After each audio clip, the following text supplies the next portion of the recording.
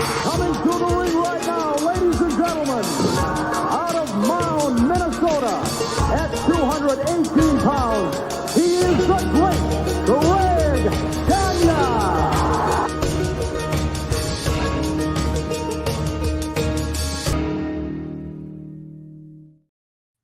Hey, whoa, what's up?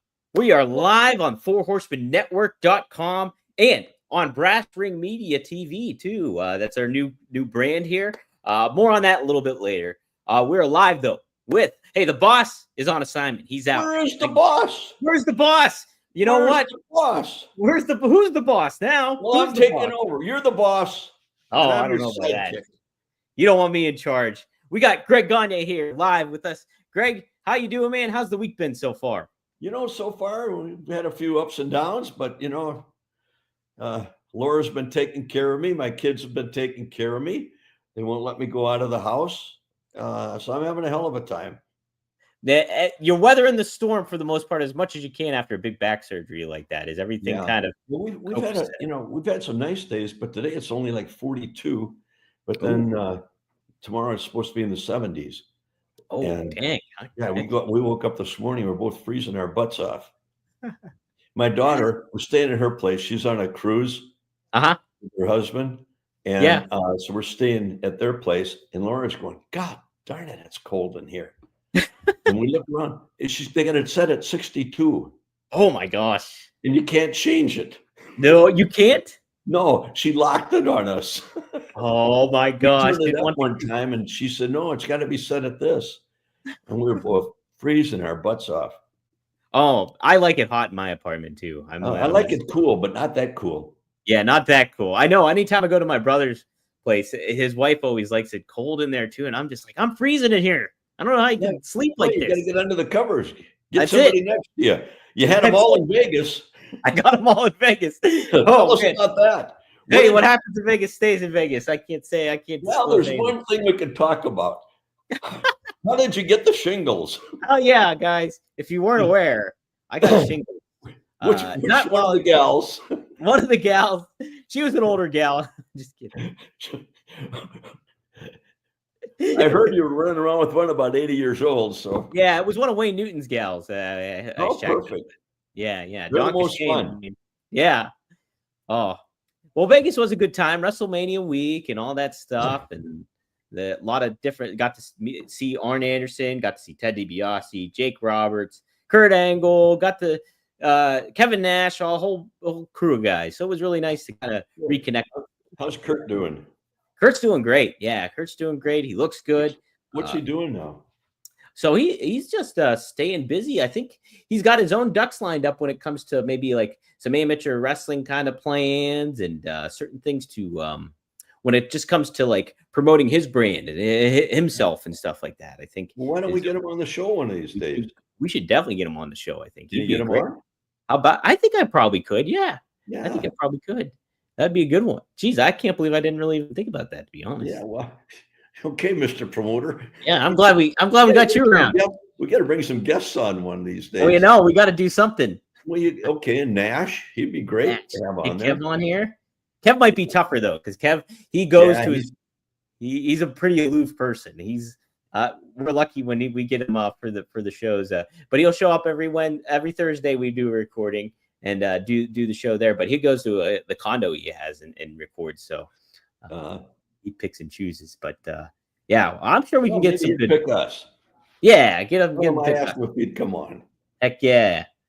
Well, we got some good questions here in the chat, so I'm starring those guys. If you do have questions, we always take them. So ask away, and they can be historic, they can be current, modern product stuff, and we can get some perspective from Greg on here and chat about some different stuff. Like I said, if you're just tuning in, be sure to like, subscribe, fourhorsemannetwork.com. I will attach a link too once you see this episode. All our content is going to go back on a separate YouTube channel. We're going to go live on Four Horseman Network every week, but we're going to have our own YouTube channel again with Greg Gagne and Magnum TA. All the clips, all the episodes will all be there. We'll be the home to that one. I'll try to put some of the older episodes up too that have gone missing, quote unquote, but we'll get those back up. So should be some cool stuff. Marcus, my brother would be a good guest. Oh, interesting. He'd be a hard get. I probably got to pay him to get on here. That Marcus. Is he okay? Is he still training? Yeah, he just wrestled. The neat thing, Greg, is he wrestled. I should have sent pictures. He wrestled in our hometown. We grew up 30 minutes away from where he wrestled, and the first time he wrestled as a good guy, a babyface. Really? And it was in front of like my older sister. He got to wrestle in front of his little daughter, who's 4.5.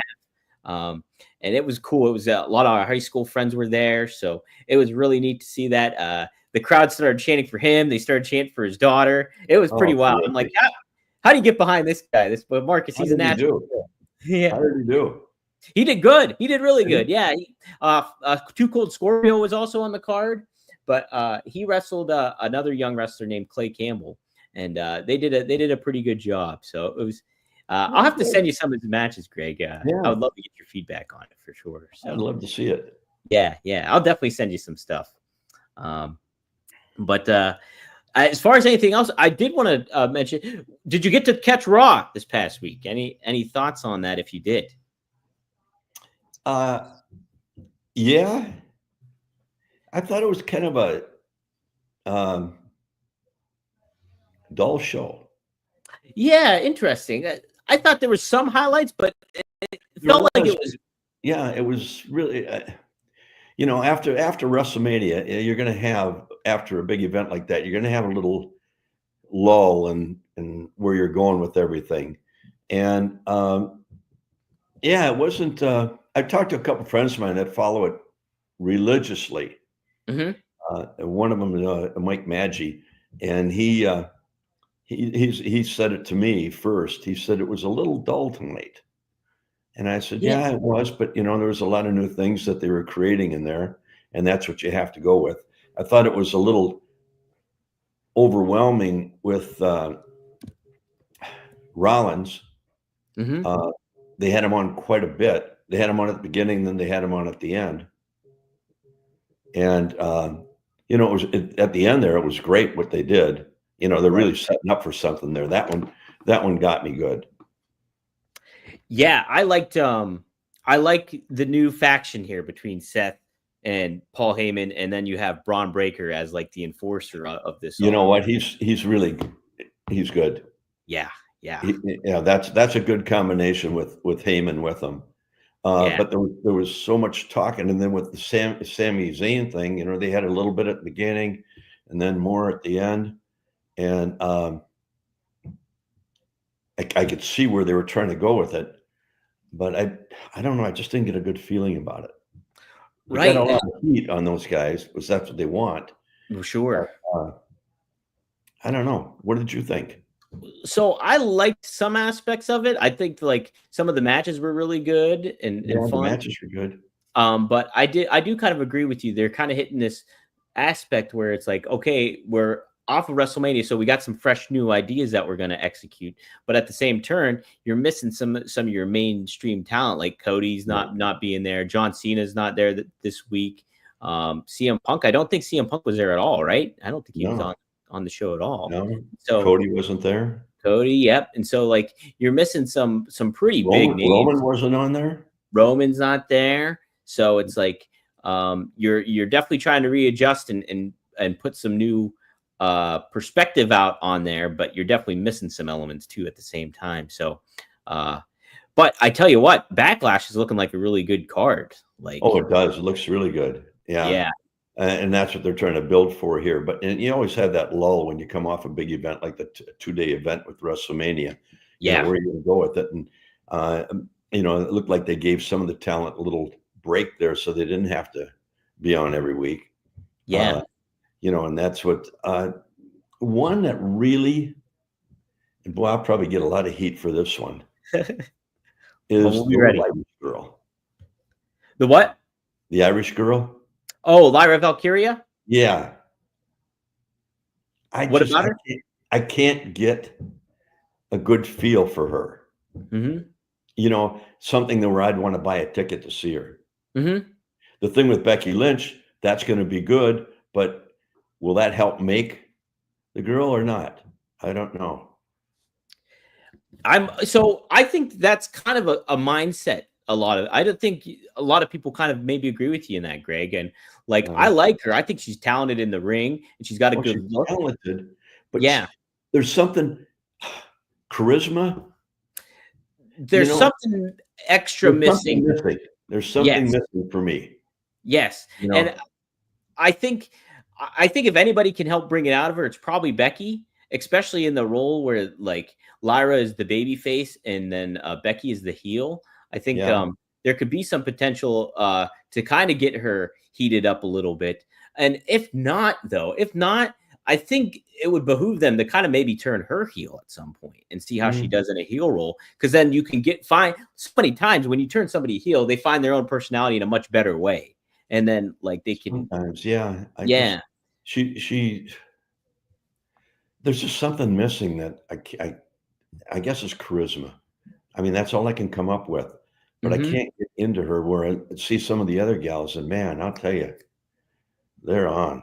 They're on. Like, well, I mean, when you have heavy hitters like a Bianca Belair or Rhea Ripley or Liv Morgan, they're all know who they are in a lot of ways. And it's just like, so for those younger girls like Elira Valkyrie and stuff to amp up their game, they got to really get a feel for who they are. And, I think she's gotten some opportunities too, but I don't know how ultimately has been a big focus. Like it seems like they're putting more of a focus on her after WrestleMania season now with this story. So maybe we'll get to see some more personality from her, hopefully. And then they had that little match with Tiffany. Yep. And that was really well done. Yeah. Their match was so. It looked like they were stumbling around a little bit. She was with God, what's her name? The bodybuilder, the black. So you mean Ivy Nile? Like the Ivy Nile? I'm thinking of well, on SmackDown. Yeah, I think it was SmackDown. I've watched so many, I'm getting confused. I didn't get to catch SmackDown, so I know Tiffany was on there. So her and Green. What? Chelsea Green. No, not Kelsey. I'm sorry. I'm taking a look here. The tag team partner originally with Bianca Belair. Naomi. Who? Oh, Jade Cargill. Jade, yes. Yes. Yeah. Boy, I'm stumbling around here. They must have you knew more than I did. You knew more than I did. Yeah. Jade and Tiffany had a match. Yeah. And it was a little awkward, I think. Yeah. They missed a few things. But when Nina Jax came in there. Yeah, Nia Jax, yep. Nina Jax, and oh my God, that was really good. that's gonna heat things up. She's underrated, Nia Jax, I think. Oh, she's fun. I think she's one of the phenomenal ones in the girls. Oh yeah, absolutely. The way she comes across, what she does in the ring, it's always believable and very solid. Yep. And that's going to be quite a combination there. See what happens with it. Oh, for sure. Yeah, I think too. It'll be interesting to see how they develop all that stuff. Jade, she's got such a big presence about her. I think they're going to do their best. Phenomenal. Yeah. Oh my gosh, you'd want to talk about charisma. That's Jade Cargill has that for sure too. She does have that. Yeah. So does Tiffany too, obviously. Yeah, obviously she's got that little thing that turns the people on. Yep, right. Either turn them on or she'll turn them off eventually. But right, she's doing a great job. I'm proud of her. Yeah, it's pretty neat to see all that, and well, hopefully, once things start developing more, we'll get more of a solid case for what they're doing with the women's division. I'd like to see what they're going to do with Charlotte next and everything to that effect. Yeah. As well. Yeah, they got a good crew. I mean, the girls are phenomenal. Yeah, absolutely. They really are. It's a great group. They've done a good job with it. No doubt. So, where are they going now? Where's Cody Rhodes going? That's what I was going to ask you. Because Cody hasn't been seen first. Yeah, Cody hasn't been seen since WrestleMania.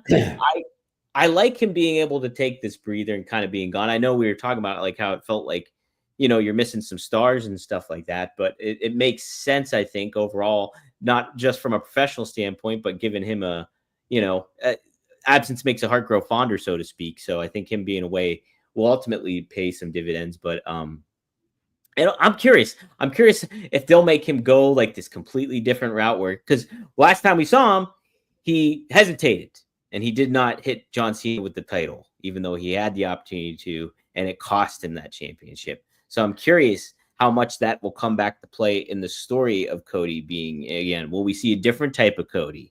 Will he be more heelish? Will he have a new look of certain things that people are speculating about, that kind of thing? Maybe. I don't know. How would you handle it, Greg? What would you do? Well, I don't know. On my phone, you get these news flashes all the time. Uh-huh. And it was that Cody Rhodes was leaving the WWE. Yeah. Did you read that one? No, I didn't read that.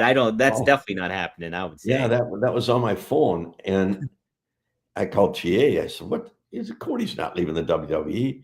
He said, "Well, no, he took his family and they went to Disney World." Yeah. But there's still rumors in there comes up on the phone all the time. Maybe it's just teasing everybody. It's probably the crappy dirt sheets. Some of the crappy dirt sheets, they throw stuff out there and they're like, "Oh, do they?" Or they'll make it clickbaity where it's like, "Oh, Cody's leaving." Well, yeah, he's gone now from WWE, like technically, but he'll be back. Like, yeah, they gotta do all they can to get some clicks on there. Yeah, they get people talking, and that's what you got to do, is keep people talking about it and keep them off guard. Yep, and they're doing a good job of it. They've got such a strong cast there, and Roman Reigns, to me, man, he's still the man. He is the man. I think I'm curious what they're going to do with him, because I think he's kind of indicated that he's going to be part-time mostly moving forward, it seems. And like that, not that he already was, he kind of was in a lot of ways. Yeah. But I'm just curious what's going to be next. Like, will we see him not till SummerSlam? I think that's a possibility, You see him and Punk against Rollins and Breakker. Mm-hmm. Something to that effect. Yeah. Because, yeah, it'll be neat to see who they kind of pit up again. I mean, we're getting Jey Uso up against Logan Paul, which I like. You know what? That was the best thing that could have happened. That was the best opponent he could possibly have.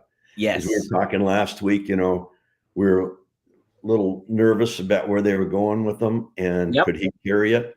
Well, they found the right opponent for him. Yeah. Yeah. And that should be a heck of a match. And interesting to see what the outcome will be on that one.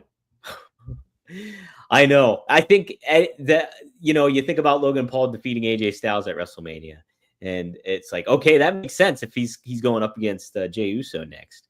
And so, I think those two will complement one another really well on the microphone, on the mic and in the ring. Tremendous match. Yeah, it should be. Logan Paul, I mean, for as short time as he's been in there, he has really done a phenomenal job. Yeah. Unbelievable. How old is he? Do you know? I think if I had to guess, I would say probably he's like 32. That'd be my guess. Logan Paul. He's kind of in his prime there.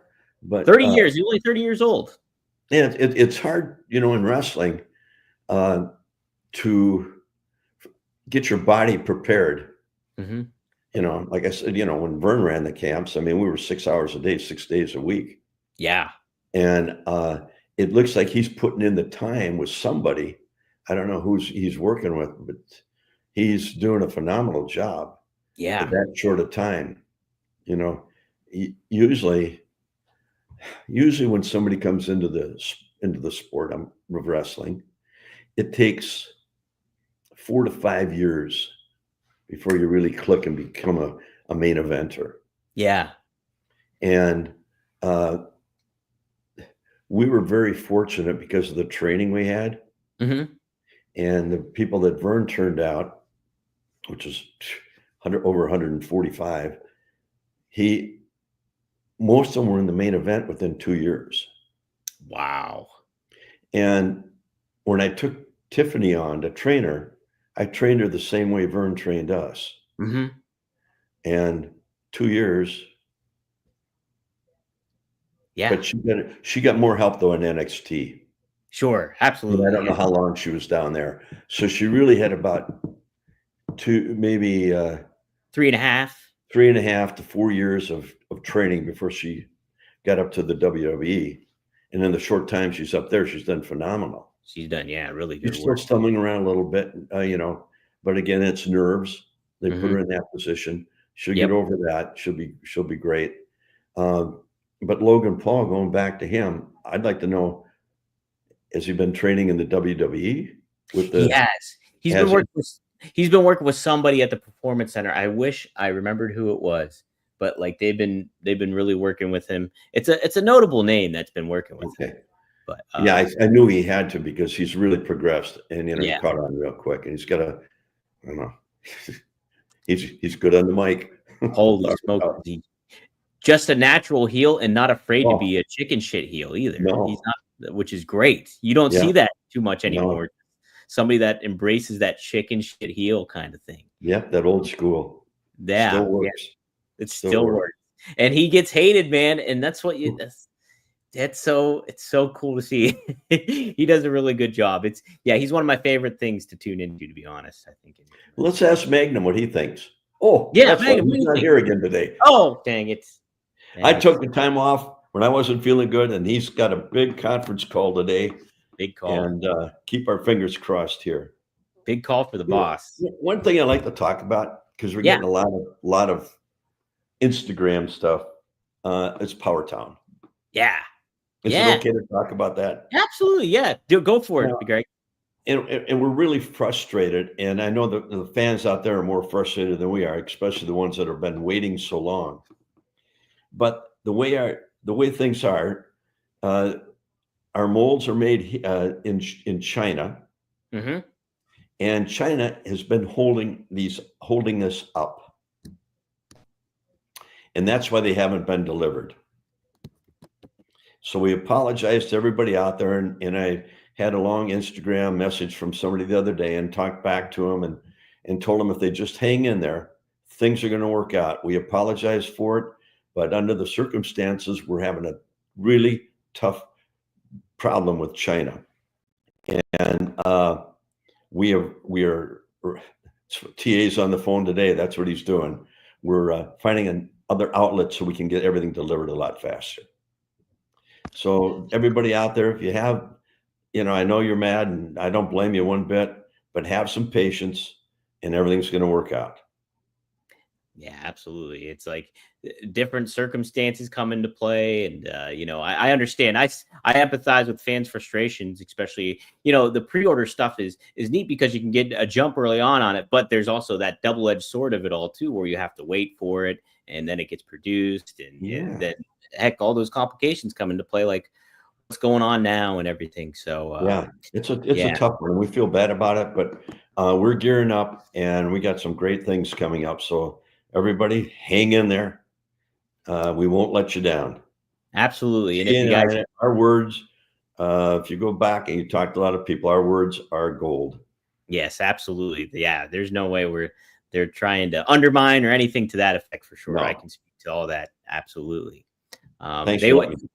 Yeah, absolutely, Greg. Yeah. And guys, if you want more info, go on the Instagram, Powertown, type in Powertown on Instagram, and the statement's up there. You can take a read of the statement and get a little further more information too on all that stuff. We just restructured our entire company. Yes. And I don't know if you saw that or not, but we've got some heavy hitters involved. Yeah. So gear up and get ready. Gear up for that. Absolutely, guys. So no, thanks for sharing that, Greg. As far as I did want to get, you talked about how it took about Vern would train people for about 2 years during those camps. He'd train them for, we went 6 months. Okay. Mm-hmm. Or let's see, we went from September, and I think we started in March. Okay. So, but it was 6 hours a day, 6 days a week. Wow. Yeah. And, in Minnesota, out in a barn with no windows and no doors, and it's 15 below zero, and we're getting body slammed out there after you get a good sweat going. Golly. But he trained everybody like that. And, you know, the Anderson brothers, Gene, Ole, and Lars, all Yeah. three of them. Wow. You know, Blackjack Mulligan, Blackjack Lanza. Those You are know, hell of Sergeant names. Slaughter, Ricky Steamboat. You know, Well, what I was going to ask is who did really catch on extremely quickly? Is there a name that really stands out to you that was like, wow, this guy really picked it up really quick, more than anybody else? Is there a couple of those names that well, I think our whole crew that came out of our group did. Yeah. You know, the Iron Sheik, Flair. Yeah, Flair. Gunzel, Ken Flair Patera. took to it pretty quick. I know. Yeah. Mm-hmm. Yeah. Oh, he was a natural. Yeah. You know, and then Vern would send everybody out to different areas. Jim went down to Kansas City for a while, and then he was up in Charlotte, and then came back. Sergeant Slaughter, same thing. Started here, got a good start, and then Vern sent him out to, you know, wherever. Eddie Graham and Vern switched talent quite a bit. Right. Bill Watts. He'd send guys to Bill and the Crockett's. And, you know, I mean, the Crockett's, their territory at one time had as many talents that came out of the AWA than anywhere else. Oh, yeah. You know, I mean, they had the Anderson brothers and yeah, Sergeant Slaughter went down there. Yeah. Flair, obviously. Yeah, I mean, it was, you know, that's just the way it was back then. WWE's doing, I think, a fantastic job with young talent now in the way they're bringing them up. And also, you know, they signed the big Mexican group. Yeah. Oh, AAA. TNA probably come under the umbrella eventually. Yeah. And who knows how many more. But when I look at it, it reminds me of baseball. Yeah. You know, the WWE is looking out for these independent groups that have some good talent on them and bring them in under their umbrella. And then training them the way they want them to be trained, but still keeping them with TNA and whoever else is out there that they're right. But it's like the major and minor leagues of baseball. You got your Class A, your Class B, and so on. And that's what they can do with all these groups, and they've got everybody under their umbrella. That's a great point. And I start thinking too, like you see some talent from WWE gets released and then they go somewhere else. Lo and behold, like an example is that Indy Hartwell gal. She was released from WWE. And then just this past weekend at TNA Rebellion, she shows up. She's in TNA now. But so it's like they get going. So quote unquote, they maybe go back. They go to the minor leagues or they go to like, you know, a different class, get some seasoning somewhere else. And then they can return and still feel like a viable asset to WWE and maybe even bigger so. Well, right. Look at on WrestleMania. Right. They brought the guy from TNA, their champion. Yeah, Joe Hendry. Yeah. That was a great little bit. It was. It was. And like Randy, good way to highlight. Let's talk about Randy. Yeah. What's going to happen? Well, so, you know, I keep thinking like, you know, John Cena, and he said this too at Pat McAfee, was that he lost a step. If you look at 2025 John Cena in comparison to 2015 John Cena, he's like, I lost a step, and that means I'm ready to retire. And like, if you look at WrestleMania, the match was a little clunky. And so I think there will always, depending on how you position him, there might always be this question like, well, is this when John Cena will lose the title? But I think like them taking it off of him so quick wouldn't help anything, I think, at this juncture. But you still have the intrigue of Randy Orton being in the mix and having him be in the babyface role. The roles are reversed here finally with these guys. Yeah, isn't Randy? Hasn't he won it like 14? Had been champion 14 times. 14 times. So he's been at 14 he's close to going after that record too. He's close too. Yeah. And if Orton beats him, that's 15 then. Yeah, and then who would he wrestle next? Cody, I would think, because they have a history, you know. But I mean, how's that all gonna? It's fast. I really like the promo that they did on SmackDown, Cena and Orton. If you remember what they said, because Randy was like, you got to have some kids, John, and settle yourself down a little bit. And then John was like, I've been raising everybody's kids and saying all that kind of thing. And then saying, kind of diminishing what the fans are again and all that kind of aspect. And so I thought that was a really, really cool dynamic between those two. Oh, it's fantastic. Yeah. It really is. I'm just waiting to see what the match, how it comes out. Yes, me too. But think Randy's going to take it? No, I don't. If I had to place it, I would say it's just too soon. Even though it gives me a little bit of pause to think about it. Like Cena just looked a little slow out there. You know what I mean? But he's got how many more dates left? I think there's more of a story to tell with him as champion and teasing the fact that he's leaving with the championship.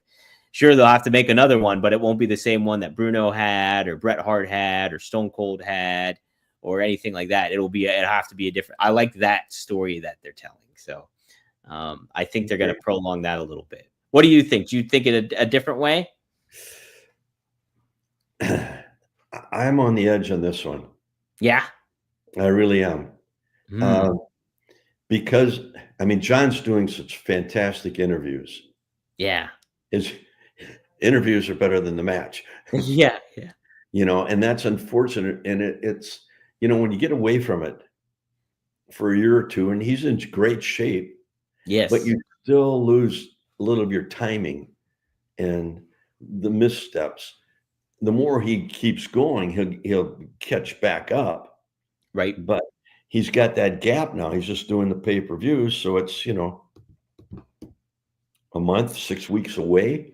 Right. You really can't get yourself prepared again. I mean, he can work out all he wants, but not different than getting in the ring and going live. Absolutely. Yeah. And your breathing and everything is different. Mm-hmm.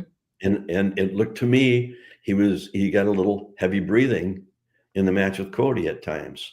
Yeah.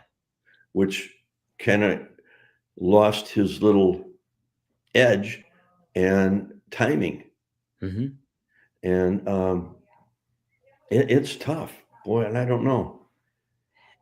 And I think it's a fair. Randy would take it, though. That's what I'm thinking.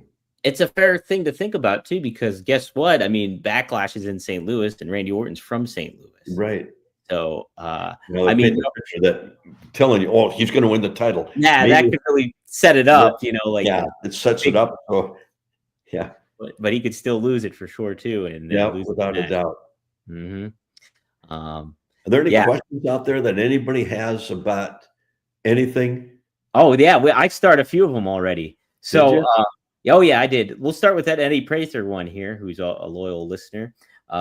We were talking about like who caught on really quickly. You were mentioning that whole class with Vern that you were in as well. Eddie asked about how about Ken Patera? Did he catch on pretty quick? Oh yeah, Ken did. Yeah, that whole group. Yeah. Within 2 years, most of them were champions somewhere. Yeah. Mm-hmm. Ken got a big push up in New York. Yep. And he worked with Bruno. Right. And everywhere else he went, he did really well in Charlotte. Yeah. He did wherever he went. But, Ken was a really good athlete, for a guy, before he went in the Olympics, and he was the first guy to press 500 pounds over his head. Yeah. And he won the gold medal. Vern sponsored him because he wanted to wrestle. Yeah. And how he got hooked up with my dad was his brother was one of the Viking coaches. Oh. And Vern was real close with Bud Grant, and he went to school with him and all the coaches there. And they said, this guy Patera, my brother Ken, would, going to go for the Olympics, and he'd like to wrestle afterwards. Yeah. So Vern sponsored him for the Olympics, and Ken was about 320, 330. So we went over there to watch him. And when he got in, he was going to psych out Medved, the big Russian guy, rich guy, a really strong guy. So Patera gets out there, and he was the first guy to really press 500 pounds over his head. So they have three lifts they got. Mm-hmm. So Ken goes out for the first one, and he passes on it. So that's like a miss. Oh, okay. He's going to psych out the Russian. Yes. So the second one comes up, he passes. And they're adding weight each time. So, Greg, when you do that, does that dock you? Does that dock you? Yeah. They dock. Yeah, 3 misses and you're done. Wow. Oh, shit. Okay. Yeah. So now he comes to the third one and he's going to do the 500 pounds and he hadn't done anything before it. And he misses it. Oh, Ken, no. He did one over 500 pounds and won the thing. Oh, my dad was so hot at him. All that time and all that training.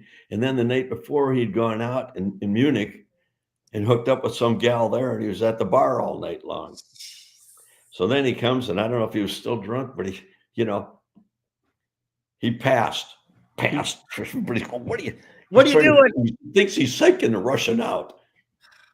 Oh, God, Vern was hot. So he came back into then when he got in the camp, he came in at 340. And I think when he came out, he was almost 280, 285. Wow. I mean, Flair came in at 265 and he came out of the camp at about 230. Now, was that before or after the plane crash? Oh, this was before. This is before. Okay. Yeah, this was before. I mean, the plane crash came after when Rick was working in Charlotte.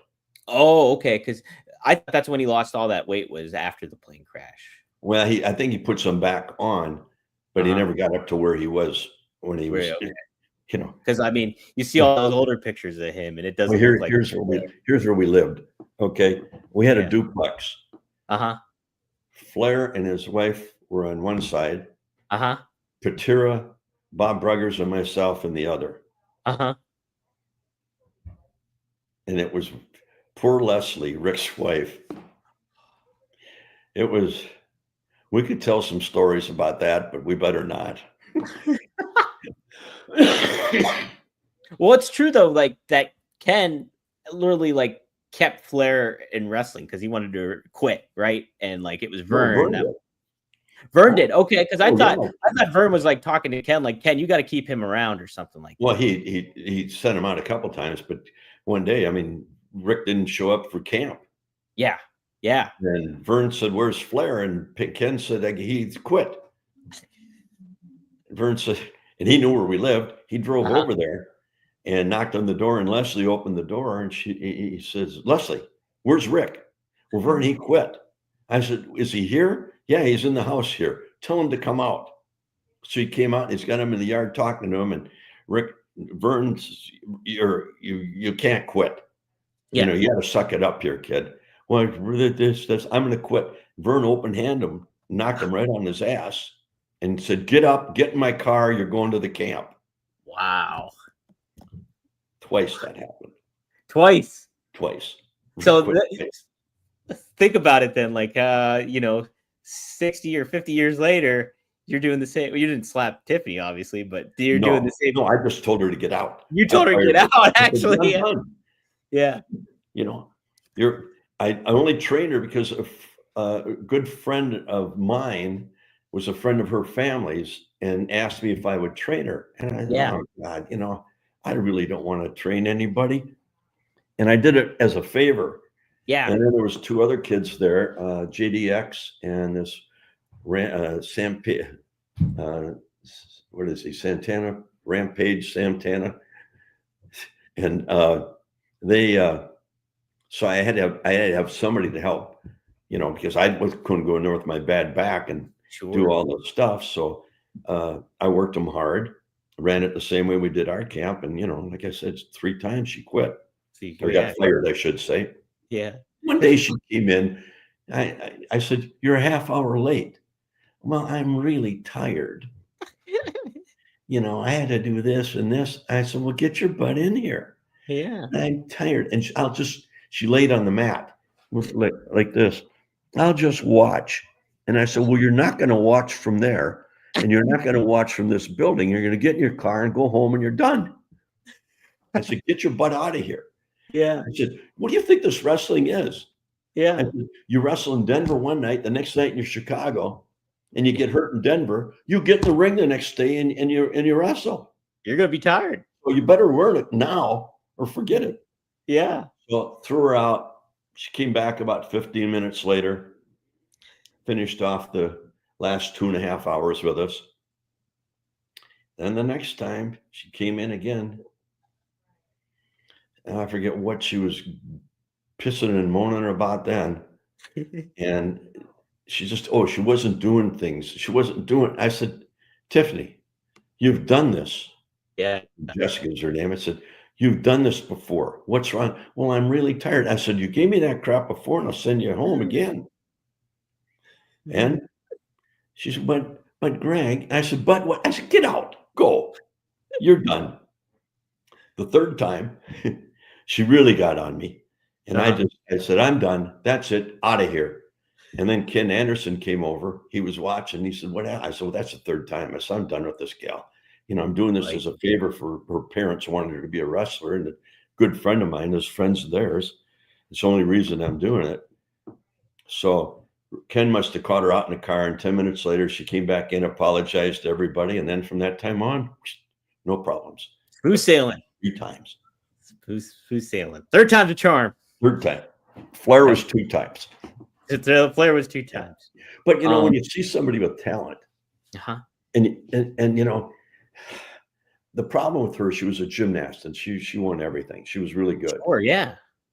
Then they come in with the attitude that they're better than everybody else. Yeah. And you should, because I was really good at what I did, I need a little time off here. I'm tired. Yeah. They burned me. It burned me. It's not how that works. Yeah. So as soon as she'd come back in, we'd start with the slams and the backdrops and everything else. Do it again. Hell yeah. Protect yourself. Boom. Oh, get up. Come on. You're in a match. What are you going to do? Lay there and get beat? Well, it's paying off in dividends for her now, right? Yeah. No. But, when you go back to Vern, he trained over 145 wrestlers. Yeah. And maybe 2% didn't make it to main event. Wow. Yeah. Yeah. So impressive. Yeah. And, even Dick the Bruiser. Vern and him played football. They were both in pro football. And they both left. Yeah. Bruiser played, I think, a year or 2 with Green Bay. Then he wanted to wrestle, and Vern trained him. So, it goes back to that time. Yeah. Do you see, when you see some of these legendary talents, and even Tiffany, since you trained her, when you see some of these talents, do you see a lot of the traits that you or Vern kind of implemented in them, like a Ricky Steamboat? Yeah. Like, what is a key characteristic, like a Vern characteristic, you see, like in a wrestler? Just the way they move in the ring. Yeah. The way they grab the holds. Yeah. How to get in and out of the hold. You can tell right away how they grab a headlock, how they lock up. Right. Vern was a tickler on the little things. And that, in any sport, if you're going to be successful, you gotta be able to do the little things. Yeah. That really put it together for you. Absolutely. And he was a stickler on that. We do it over and over and over again. It's like anything. It's like when I played football, you throw the ball 100 times a day, boom, boom, boom, boom, till you don't even have to think anymore. You know where the guy's going to be. You get 3 steps back, and the timing, and boom, and away you go. Right. Same thing with the wrestling holds, getting in and out of them, and how to control a match. Really, how to control a match. He was just a stickler on that. Right. And then, and teach you all the holds to really protect yourself. Because there was people that would, especially when you're rookie, they'd try to take advantage of you. Right. And there was 2 ways to handle that. You could either take them down and put them in one of these holds, or you can pop them right in the nose. That's it, one or the other. Yeah. He said, most of the time it's better to just take them down and put a hold on them and lock it on them. Yeah.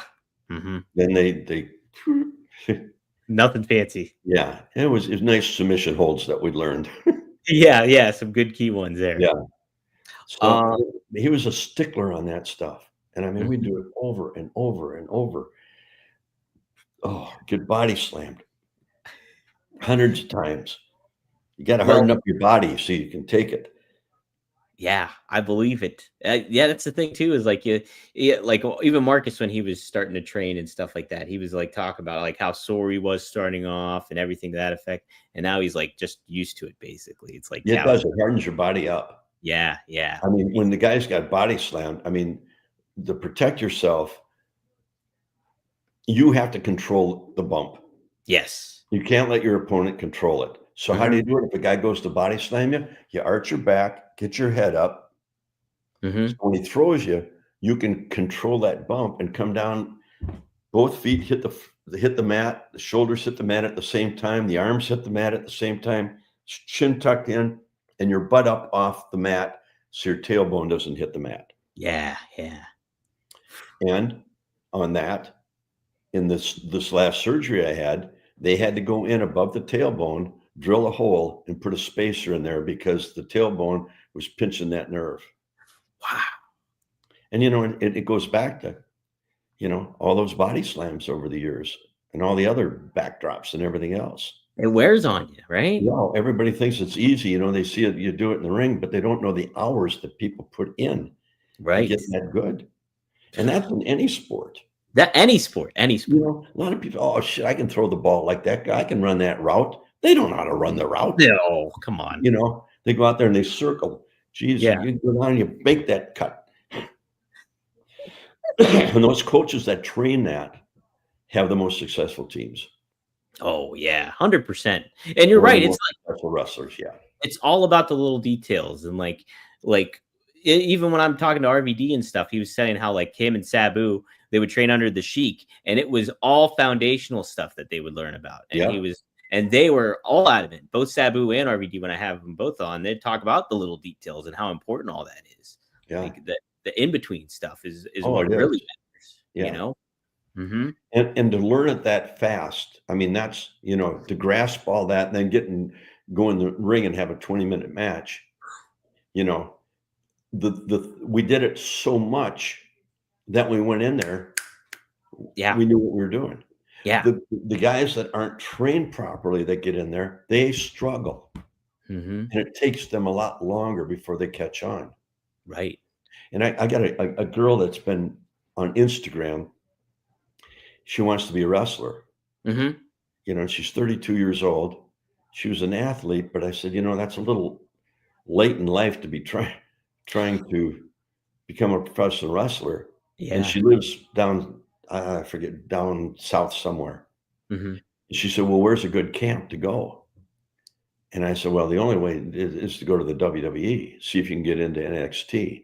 Yeah. And then she sent me a deal. Some guy 2 hours away from her is a trainer, and what gets me is they charge these kids, I don't know, $1,000, $2,000, $3,000 to train them.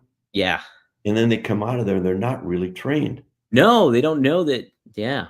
And I told her, I said, don't go down there and give him money. I said, send me his name. So she got the name. I said, I've never heard of the guy. Do you know who it was? Because it's down in Florida. I don't even know it was some guy. I never heard of the guy.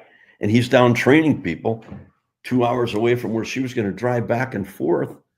And I said, I told her, I said, do what you want to do, but be careful. I said, I've never heard of this guy. And a lot of these guys, they'll take your money and they'll put you in the ring, but they can't really train you for what's coming up if you want to be a professional wrestler. Absolutely. You have to get in with the people that know what they're doing. Yeah. So I would say, try to get into NXT if you can. But at 32 years old, I don't know. That's a tough, because the age is a factor. It comes into really play. Is. And it's longer to harden that body up. Absolutely. And like WWE looks at that too. Like how much shelf life will you have for them too, as a marketable product? Yeah. Yeah. I mean, like if she doesn't do something like that, you always want to try to find a name that's recognizable that actually worked in WWE. Yeah. Like the Dudleys, they have their thing, or Kane, that'd be a good one to go to. Yeah, Booker T does his thing in Houston. Houston. Yeah, Ken Anderson, obviously up in Minnesota. Yeah, Ken. Ken does a good job. Ken does a good job too. So it's like you want to if you're doing some training, you want to find people that have actually been there and done that before. Yeah, and really know how to prepare you for what you're going into. Right. People watch it. Oh, I can do that. No, you can't. No. Same guys. Oh, I can shoot a basketball. Like, no, you can't. The funny thing is, Greg, is so when I was in Vegas with Marcus and another younger wrestler named Caden Christopher, who's amazing. He looks like Barry Windham. He's really good. But they were showing me on the hotel bed how to take a bump, and so they were like they're like, okay, you gotta like disperse your hands at the same time, like kick your feet up, like that kind of thing. I'm trying to do it. It's tough. It's tough even on a bed. Well, I can tell you the easiest way is if somebody pick you up, arch your back, keep your head up. Yeah. And when you go, lay yourself out, tuck your chin in, hit the mat, your hands and your feet and your ass up all at the same time. All at the same time. Boom. Bam. Boom. Disperse the weight. Boom. Yeah. We'd lay on the mat and do that, hundreds of those. Oh, just laying on the mat and kicking yourself up and that's interesting. So just not even taking the actual bump, but just laying on the mat. No, we do it on the mat first. Oh, that's a good idea. Boom, get your butt up, get your chin up, tucked in. Everything has to hit at the same time. That way your whole body absorbs the shock of the impact. Yes. And I mean, I watch kids go in there and get body slammed. I watched one kid, Mad Dog, broke the kid's neck. Really? Well, wasn't he? He body slammed him, and the kid didn't lift his head up. He tucked down, boom, because he wasn't trained properly. Yeah. And that's why anybody out there that wants to be a wrestler right now, the Dudleys, yes. Ken Anderson, yes. Yeah. Booker T, yes. Yeah. After that, if they haven't wrestled professionally and made it to the top, you're wasting your time. Absolutely. I mean, there's so many wannabes out there, and they wrestle these independent things, and the kids aren't trained right. And then they try to train somebody else. Yeah, and it's a bad habit after that. And that bugs me more than anything. Yeah. If I had the wherewithal, if I could do any of that anymore, that's what I would do. Yeah. Is have a camp, and I'd have a couple of young guys that I trained, which I've got this JDX and Rampage Santana that really, I mean, I bust their asses. Hell yeah. I've been trying to get him into the WWE, and the other day Rampage sent me one of his matches. Yeah. And I called him up and I said, "What was that?" Well, what did you? I said, "There was nothing in there that I saw that I trained you on." Where in the shit did you get that? Who's telling you? What are you doing? Yeah. He wanted to send the match to the WWE. I said, "You send that up there, you'll never have a shot. Never get used." Well, what was wrong with it? I said, "Oh my God, how hard did I work with you?" And well, this guy was telling me. I said, "What does that guy know?" You're right. Do you think he knows more than I did? Yeah. I taught you this. You take control of the match. Right. And that's the whole secret to it, being able to take control of the match. And once you're in control, or if you're with a real veteran that's, both you're in control, you can have a hell of a match. Right. 100%. But that's the most important thing. I mean, God almighty, it frustrates me when I see that. Yeah. No, it is. I saw you looking over. Oh, no, I'm looking at comments. Look at the comments. They said, I almost forgot to post this one. No, I wasn't insulted at all, Triple E. This is pretty funny, though. Is Statler okay since Waldorf isn't here today? Statler and Waldorf. Meaning you're Statler. No. I'm Statler? No, you're Waldorf and Maggie. I'm Waldorf. Statler. Who the hell's Waldorf? Well, you know the Muppets, the old guys. The Muppets. The Muppets. I'm 76 years old. I don't watch the Muppets. Oh man, I loved the Muppets as a kid. Are they making fun of us? Are they saying we're having a bad show today? He was ripping on you. He's just teasing, though. He's just teasing. Greg, I did want to ask you, I don't know if you saw this. Did you see the new Hulk Hogan, Eric Bischoff venture going on? No. You didn't see this? No. Uh-oh. Okay, well, it's Real American Freestyle Wrestling. And apparently, Real American Freestyle Wrestling, it's called. And they teamed up with, what's the guy's name? Izzy Martinez. And apparently, what it's going to be like is like freestyle wrestling, like amateur wrestling, but presented more of a spectacle, like UFC or WWE. But both Hogan and Bischoff have their names tied to it. Really? I don't know the exact dates of it all, but it just got announced like this week. But I was trying to think, do you think will it do better than Hogan's beer? Oh, that's a good question. I tried the Real American beer. I did try it. How is it? It's a light beer. There's when I had it, it was kind of refreshing, but I didn't drink a lot that day. So, but it also did not have a lot of flavor. Let me say that much too. That's my honest assessment of it all. So I was refreshed, but it didn't have a lot of flavor. But yeah, I'm curious too. But it's something, do you think presented under the right fashion, something like that, where it's like you really bring out the personalities and people of an amateur wrestling?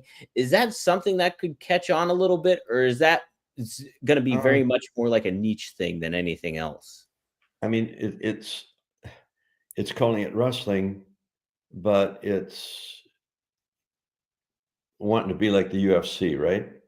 Yes. It's freestyle wrestling. You've got the lock on that. I mean, I don't know what they think they're going to, how they can overcome what the UFC does.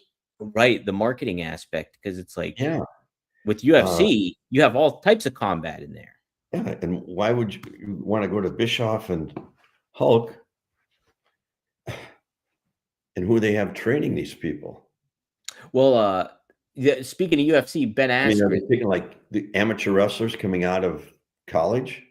Yeah. So it's like an avenue for amateur wrestlers to kind of almost get a somewhat professional gig, I would say, and get like more money off of it using their amateur wrestling background.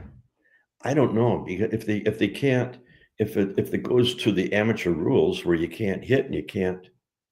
Yeah, it would go to the freestyle wrestling rules kind of thing, where you're not punching or kicking. Yeah. Yeah, I mean, if that was so hot, people would be selling out the arenas for them. Yeah. I mean, when they have these big events, some of the Big Ten schools that have good wrestling programs, Minnesota, Michigan, Ohio State, Penn State,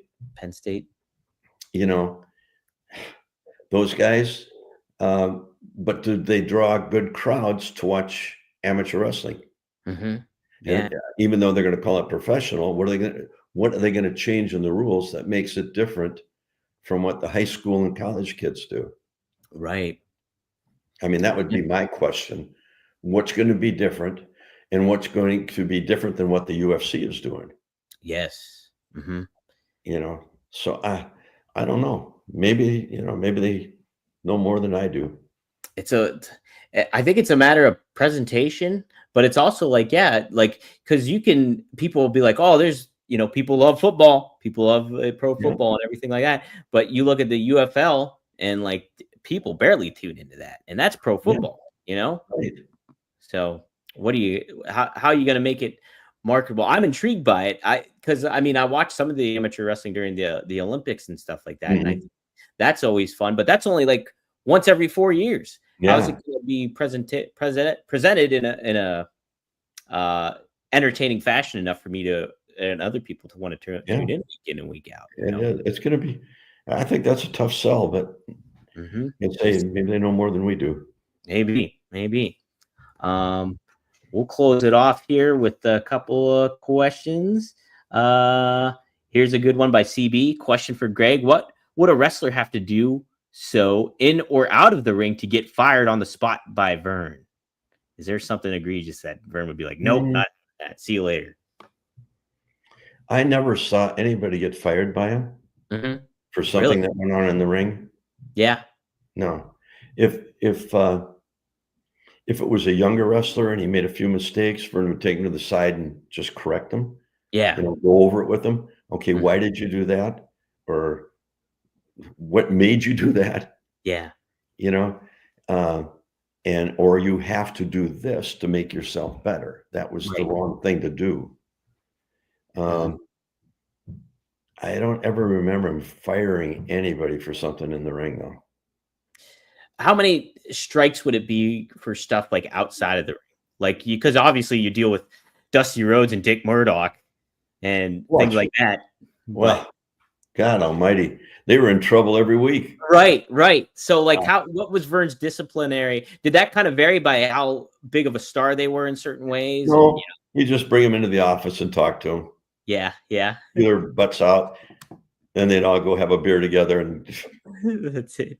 The next time they do something else. Well, say, for example, okay, Dick Murdoch and Dusty do something. So they're notable names. But then say, like, some lower card, nobody, like, does something like that. Well, how would Vern handle something like that in comparison? Well, I mean, if they're totally out of hand and they made something that embarrassed not the wrestler, but the company, the company and the company more so, and the fan base and the other wrestlers. You know, I'm sure I know he probably fired a couple guys, but I can't remember off the top of my head. But I mean, there was always, or some guys wouldn't listen. You know, most of them though were pretty respectable. Vern had a pretty good reputation. As did Eddie Graham, Bill Watts, Bob Geigel, so on and so forth. With those guys, they didn't mess around too much. If there was some off, well, I tell you, the Midnight Rockers almost got fired. I believe that. And they did some things that were really detrimental, not only to the wrestling, but to people outside. I don't want to go into that. But they were a couple, boy. Sean and Marty. Jeez. I worked for the WWE. Sean came up to me and he said, "Hey, I got to apologize." For what? I said, "For what?" He said, "Well, for the way I acted in the AWA." And I said, "Well, Sean, you were young then, and we'll let it go." Now. Okay. They did some horrific things. He did fire a couple people now that comes to mind. Well, I won't say who they were. They didn't get fired though, but they got a good talking to. Good talking to. Right. Okay, we'll close it out with this one here, Greg. Al Tuttle, who's a regular too, he says, "Greg, I've been watching a lot of 1984 AWA. Mr. Saito was someone I've never seen much of, but he was pretty good. Any stories on him besides the incident with Patera?" Pretty good. He was phenomenal and tough. You didn't want to mess with Saito. He wrestled in the Olympics. Oh my gosh, really? Yeah, he was double tough and a good guy, but you didn't want to cross him. And he was so solid. He would hit you. Oh my God. And you'd hit him back and he was so hard. And he'd just look at you. You could hit him as hard as you wanted. He'd just look, and then you'd tag out. Then you tag out. Uh-oh. You can have him. Yeah, he's all yours. I'm good. You gave me more of those tags. Hey, Saito was fantastic, and what a great guy outside of the ring too. Was he the one who broke Hogan's leg? Is he the one that trained Hogan and broke his leg? Yeah, I think he did. Yeah, I think that's who it was. Yeah, I think I'm right on that one too. Yeah. Man, you didn't want to get out of line with Saito. No, it definitely did not. Did not. Him and Bockwinkel teamed up together, and that was quite a pair. Wow, what a tandem that is. Yeah, it was. Yeah. It was interesting and good. Oh my gosh. That's man. How about that? I think Getty says it was Hiro Matsuda that took broke Hogan's leg. Yeah, that must have been him, Hiro Matsuda. So my mistake. Yeah. Thanks, Eddie. All right. Well, cool, Greg. This is a fun one. Wow. Well, we good. got to cover some good ground, current news, and some classic stuff. And we missed TA, and he'll be back next week. We'll get him back on here next Friday. Yes, every Friday, typically at 4 p.m. Eastern Standard Time. Tune in to Four Horsemen Network. You can tune in live. If you haven't, though, you can check us out on the Gagne Magnum YouTube channel. Just type in Gagne Magnum on YouTube. I'm going to get a vanity link that we can start using too, and we should pop right up. So I'm going to test it out right now. Gagne Magnum. Boom. Yes, it takes you Four Horsemen Network and those channels. So just search for it. Tell all your friends. Tell all your friends. Tell all your friends. Get the word out. Get questions. So if you have questions, send them in to Dom's. Send them in to me. We'll answer them for you. We'll give you the straight talk. We'll give you all the straight talk. And yes, you can follow Greg on Instagram at gagne.greg. You can follow me on Instagram at dom.d'angelo. You can follow Magnum on Instagram at magnum_TA. And check out that hoodie. We're going to have some merchandise here readily available here coming soon again. Hey, there's a good book on the market too. Oh, yes. The Vern Gagne book, right? Yes. Be sure to check that out. With Vern Gagne. Amazon or Barnes & Noble. You can order it online. Absolutely. Laura's reading that right now. Is she? Okay. Yep. I'll have to put the link underneath here, and I will have to get a copy of it myself. One of her sisters read it last week, and she's one of the best books she's ever read. No way. That's awesome. And she said it was so interesting following the whole path from, growing up, Vern, what he went through, and all the way to the end. Wow. So, and is she a wrestling fan at all, or is she not a wrestling fan? No. That's awesome. So and she had us over for lunch the other day, and she just raved about it. There you go. So guys, I read it in one day. Wow. All right. Almost 300 pages. Well, what I'll do too, Greg, is when I edit this video, I'll put like a little QR code that people can scan and go to that. I'll send you a book. So, yeah. Oh, I'd love that. Hell yeah. Okay. Sign it too for me, Greg. Sign it too. Oh, no, I can't do that because you'll sell it then and you'll make some money. No, of course not. I don't do that. I'll send you one. Okay. Yeah, so I would love that. Text me over your address. Okay. Okay. I definitely will. Good hey, guys. But thank you, everybody, for tuning in, from Eddie to Triple E to CB to Charlie. We have a good crew always tuning in here and checking it out. Be sure to spread the word. Laylo, too, who's from Scotland. He sent a shout out, too. So thank you very much, Laylo, too, for joining. Matt Karcher, who's a big fan. Yeah, here it is. Shout out from Glasgow to the legend himself, Mr. Greg Gagne. Great show as always, gentlemen. Peace and blessings. We appreciate that. Who'd that come out from? Laylo.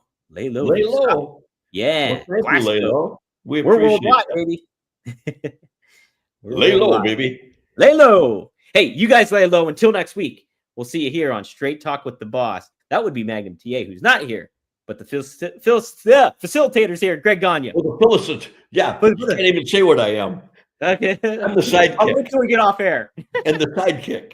And the sidekick. All right, perfect. See you guys next time. Have a good